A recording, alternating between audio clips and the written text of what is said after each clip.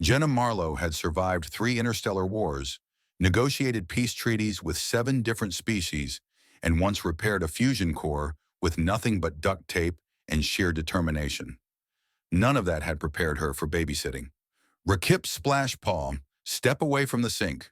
The Coloxian cub froze, his 4 furry arms still submerged in what could only generously be called a washing basin. Water dripped from the ceiling in rhythmic plops, forming puddles on the galley floor of the orbital harmony station. His large luminescent eyes turned toward Jenna with an expression that somehow managed to convey both innocence and absolute chaos. But human Jenna, or Kip chirped in his high-pitched voice, I am performing the dish cleaning ritual as you instructed. Jenna pinched the bridge of her nose.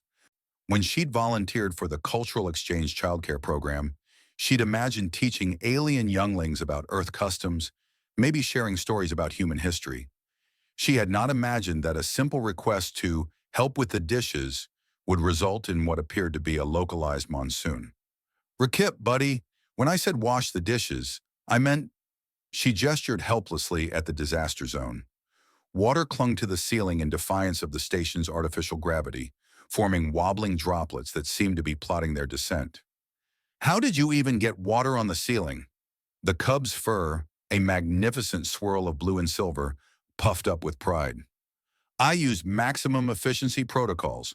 My people believe that if some water cleans adequately, then more water cleans optimally. Your people live on an ocean planet, Jenna muttered, grabbing a towel. You have gills. Water doesn't bother you. Correct, Rakip beamed, missing her point entirely.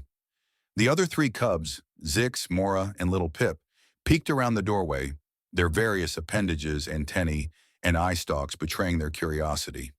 They'd wisely stayed out of our Kip's help, but their chittering and whistle clicks suggested they found the situation hilarious. Jenna surveyed the damage. Dishes floated in the overfilled sink. The ceiling dripped. The walls glistened. Somehow, water had gotten inside the light fixtures, creating an eerie aquarium effect. And Rakip stood in the middle of it all, looking enormously pleased with himself. This was the thing about humans that constantly surprised the galaxy, their infinite patience with absolute nonsense. All right, Jenna said, rolling up her sleeves. New plan. I'm going to show you how humans do dishes, and you're going to watch without adding your own creative interpretations. But human Jenna, Rakip protested, my way uses gravitational displacement and hydraulic pressure optimization. Your way uses a fire hose where a sponge would do. Jenna activated the drain, and the water began its gurgling descent. Now, watch carefully. She picked up a single plate, applied a modest amount of soap, and demonstrated the ancient human art of actually washing a dish. The other cubs crept closer, fascinated by this bizarre human ritual that used so little water. You only use this much water? Mora breathed, her crystalline voice filled with wonder. How does it remove the contamination particles? Elbow grease, Jenna replied, scrubbing in circular motions. It's an earth thing. Rakip's ears drooped slightly. I have caused ceiling water problems. You sure have, kiddo. This displeases you. Jenna paused, looking at the small alien's crestfallen expression. This was why humans had become the galaxy's favorite peacekeepers, negotiators, and, apparently, babysitters. Where other species saw incompatible differences, humans saw teachable moments.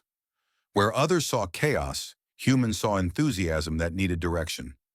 She knelt down to Rakip's level. Hey, you know what? You were trying to help. That's what matters. You just need to learn the right way to help. There is a correct methodology for helping. Rakip's eyes widened. This is new information.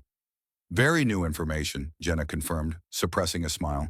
Here's what we're going to do. I'm going to teach you the human way of washing dishes.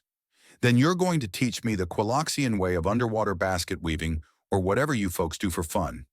Deal? Rakip's fur rippled with excitement. This is acceptable. But first, I must correct the ceiling water situation? First, you must correct the ceiling water situation, Jenna agreed. What followed was a comedy of errors as Rakip attempted to remedy his aquatic redecorating. Qualoxians, it turned out, were excellent at creating water problems, but significantly less skilled at solving them. The cub's forearms flailed with towels, managing to spread the water more evenly across surfaces rather than actually removing it. The other cubs, unable to resist, joined in. Zix used his telepathic abilities to move droplets, mostly into other droplets, making bigger droplets. Mora tried to crystallize the water, creating tiny ice sculptures that immediately melted. Pip, the youngest, mostly made encouraging sounds and occasionally sneezed, which somehow made everything slightly more damp. Jenna watched the organized chaos and laughed. A deep, genuine laugh that echoed through the galley. This was humanity's secret weapon, the ability to find joy in disaster, to teach through patience, and to turn catastrophe into connection. "All right, team," she announced, clapping her hands. "Let me show you a human invention called a mop." 2 hours later, the galley sparkled. The dishes were clean, the ceiling was dry, and 6 young aliens sat in a semicircle around Jenna, listening with rapt attention as she told them stories of Earth, a planet where water stayed on the ground unless you specifically tried to put it elsewhere. Rakip raised one furry paw. "Human Jenna, may I attempt dish cleaning again tomorrow?" "Absolutely not," Jenna said cheerfully. "But you can help me cook dinner if you promise to keep the ingredients below shoulder height." Rakip's species didn't smile the way humans did, but his ears perked up and his fur shimmered with happiness.